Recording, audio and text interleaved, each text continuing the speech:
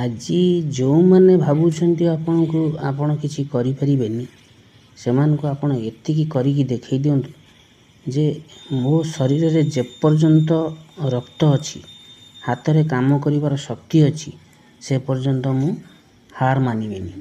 ମନେ ରଖନ୍ତୁ, ଯିଏ ସବୁକିଛି ହରାଇ ସାରିଛି, ତା'ର ହରାଇବାକୁ ଆଉ କ'ଣ ଥାଏ? କିଛି ନଥାଏ, ବରଂ କେବଳ ପାଇବାକୁ ଥାଏ। ଆପଣଙ୍କ ପାଖରେ ଏବେ ଏକ ନୂଆ ସୁଯୋଗ ଭାବି ଆପଣ ଏଇ ନୂଆ ବ୍ୟବସାୟଟି ଆରମ୍ଭ କରନ୍ତୁ। ଗତକାଲି ଯାହା ଥିଲା ତାହା ଶେଷ ହୋଇଯାଇଛି। ଆଜି ଏକ ନୂଆ ସକାଳ ଆପଣଙ୍କ ପାଇଁ, ସେଇଟା ଭାବିକିରି ଆପଣ ଏଇ ବଡ଼ି ବ୍ୟବସାୟଟି ଆରମ୍ଭ କରନ୍ତୁ। ନମସ୍କାର ଦର୍ଶକ ବନ୍ଧୁ, ଆଜିର ସମୟରେ ଘରେ ବସି କମ୍ ପୁଞ୍ଜିରେ ଏକ ସଫଳ ବ୍ୟବସାୟ କରିବାକୁ ଚାହୁଁଛନ୍ତି କି? ଘରେ ଘରେ ଆଦର ପାଉଥିବା ବଡ଼ି ବ୍ୟବସାୟ ଆପଣଙ୍କୁ ଏକ ଭଲ ରୋଜଗାର ଦେଇପାରିବ, ଏଇଟା ମୁଁ ନିଶ୍ଚିତ କରିବି। ଆଜି ମୁଁ ଆପଣଙ୍କୁ କିଛି ଏମିତି ଟିପ୍ସ ଦେବି ଯାହାକୁ ବ୍ୟବହାର କରି ଆପଣ ନିଜର ବଡ଼ି ବ୍ୟବସାୟକୁ ବହୁତ ଆଗକୁ ନେଇପାରିବେ। ଦେଖନ୍ତୁ, ପ୍ରଥମ ଟିପ୍ସଟି ହେଉଛି, ଆପଣ ଯେତେବେଳେ ବଡ଼ି ବ୍ୟବସାୟ କରିବାକୁ ଇଣ୍ଟରେଷ୍ଟ ହେଲେ, ତେବେ ପ୍ରଥମେ ମନେ ରଖିବେ ଯେ କ୍ୱାଲିଟି ଏବଂ ପାରମ୍ପରିକ ସ୍ୱାଦ। ବଜାରରେ ଯେଉଁ ଆପଣ ବଡ଼ି ଦେଖୁଛନ୍ତି, ତାହା ପାରମ୍ପରିକ ଶୈଳୀରେ ତିଆରି ହୋଇପାରୁନି। ସେଥିରେ ପ୍ରଚୁର ଚାଉଳ ଗୁଣ୍ଡ ମିଶୁଛି, ଯେଉଁଟାକି ଖାଇବାକୁ ଅତି ଖରାପ ସ୍ୱାଦ ଲାଗୁଛି। ମନେ ରଖନ୍ତୁ, ଭଲ ବିରି ଓ ବିରି ଫେଣା ଉପରେ ବଡ଼ିର କ୍ୱାଲିଟି ଡିପେଣ୍ଡ କରେ।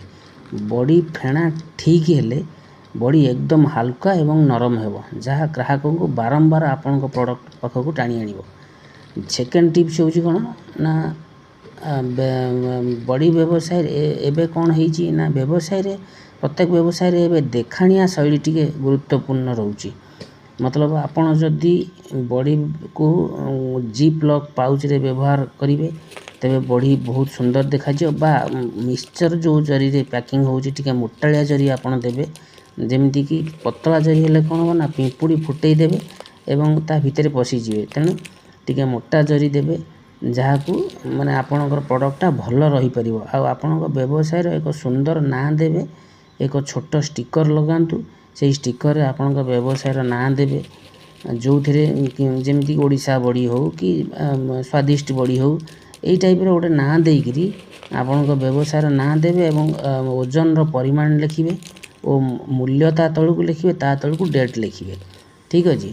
ଆଉ ଫୁଡ୍ ଲାଇସେନ୍ସଟା ଥାର୍ଡ଼ରେ ଟିପ୍ସରେ ନିହାତି ମୁଁ କହିବି, ଫୁଡ୍ ଲାଇସେନ୍ସ। କାରଣ ବ୍ୟବସାୟ ଯଦି ଆପଣ ବଡ଼ କରିବାକୁ ଚାହୁଁଛନ୍ତି, ତେବେ ଆଇନଗତ ଭାବେ ସୁରକ୍ଷିତ ରହିବା ଜରୁରୀ। ଆପଣଙ୍କର ଯଦି ବାର୍ଷିକ ଆୟ 12 ଲକ୍ଷରୁ କମ୍, ତେବେ ଆପଣଙ୍କୁ ଏଇ FSSAI ଲାଇସେନ୍ସ ବାବଦ ବର୍ଷକୁ 100 ଟଙ୍କା ମିନିମମ୍ ଦେବାକୁ ପଡ଼ିବ ସରକାରଙ୍କୁ। ଠିକ୍ ଅଛି। ଯାହା ବି ହେଉ, ଆପଣ FSSAI ଲାଇସେନ୍ସଟି ଜନସେବା କେନ୍ଦ୍ରକୁ ଯାଇ ତୁରନ୍ତ କରିଦିଅନ୍ତୁ। ଏବଂ ମୁଁ ଆପଣଙ୍କୁ ଏତିକି କହିବି, ଏହି ବ୍ୟବସାୟଟିକୁ ବଡ଼ି ବ୍ୟବସାୟଟିକୁ ଆପଣ 6 ମାସ ପର୍ଯ୍ୟନ୍ତ ଟିକେ ସ୍ଥିର ଭାବରେ, ଏକାଗ୍ରତା ଭାବରେ କରନ୍ତୁ। ତାପରେ ଆପଣ ଦେଖିବେ ଆପଣଙ୍କର ପୋଜିସନଟା କେଉଁଠି କ'ଣ। ମନେ ରଖନ୍ତୁ, ସବୁବେଳେ ଆପଣ ଭଲ ବଡ଼ି ଆଉ ଭଲ ବିରି ୟୁଜ୍ କରିବେ। ଠିକ୍ ଅଛି। ଆଜି ପାଇଁ ଭିଡ଼ିଓକୁ ଏଇଠି ସମାପ୍ତି କରୁଛି। ଆଶା କରୁଛି ଭିଡ଼ିଓଟି ଆପଣଙ୍କୁ ଭଲ ଲାଗିବ। ଭଲ ଲାଗିଲେ ଭିଡ଼ିଓଟି ଆପଣ ଲାଇକ୍, ସେୟାର ଆଉ ସବସ୍କ୍ରାଇବ୍ କରିବାକୁ ଭୁଲିବେନି। ରହୁଛି। ନମସ୍କାର। ଜୟ ଜଗନ୍ନାଥ, ଜୟ ଯବାନ, ଜୟ କିଷାନ।